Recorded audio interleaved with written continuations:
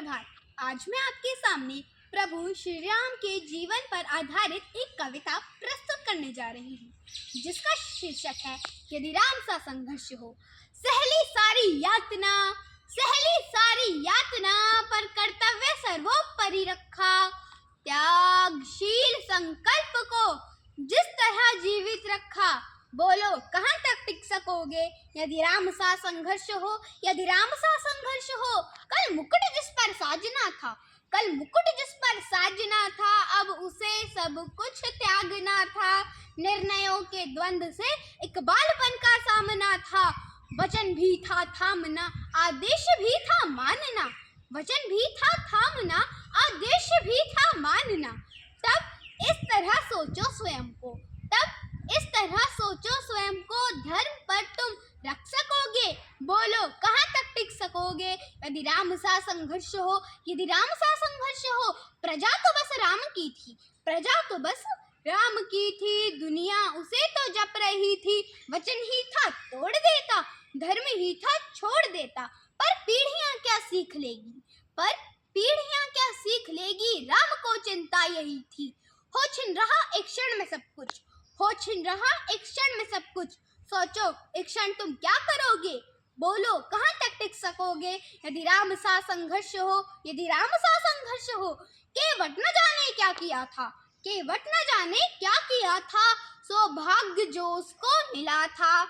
राम से ही तारने को राम से ही लड़ गया था।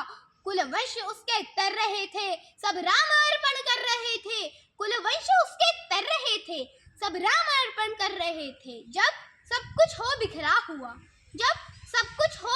हुआ, तुम सहज कब तक रख सकोगे। बोलो कहाँ तक टिक सकोगे यदि राम सा संघर्ष हो, यदि राम सा संघर्ष हो। है याद वो घटना तुम्हें जब राम थे वनवास में। सिया थी हर ली गई, था कौन उनके साथ में। कुटी जब सूनी पड़ी थी, दो भाई और विपदा बढ़ी थी। बोलो ऐसे मोड़ पर तुम पीढ़ियों के बन सकोगे। बोलो कहाँ तक टिक सकोगे यदि राम सा संघर्ष हो, यदि राम सा संघर्ष हो। वह तो स्वयं भगवान था, पर कहाँ उसमें मान था। किरदार भी ऐसा चुना जिसमें सिर्फ बलिदान था।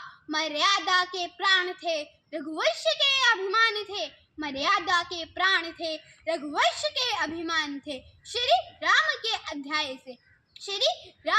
अध्याय से एक पृष्ठ हासिल कर सकोगे।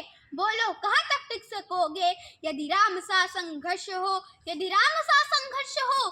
व्यथा इतनी ही नहीं है, कथा इतनी ही नहीं है, कुछ शब्द उनको पूर्ण कर दे। राम वो गाथा नहीं है।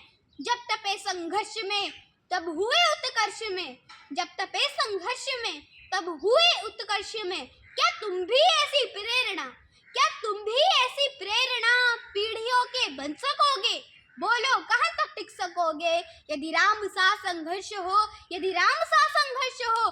धन्यवाद।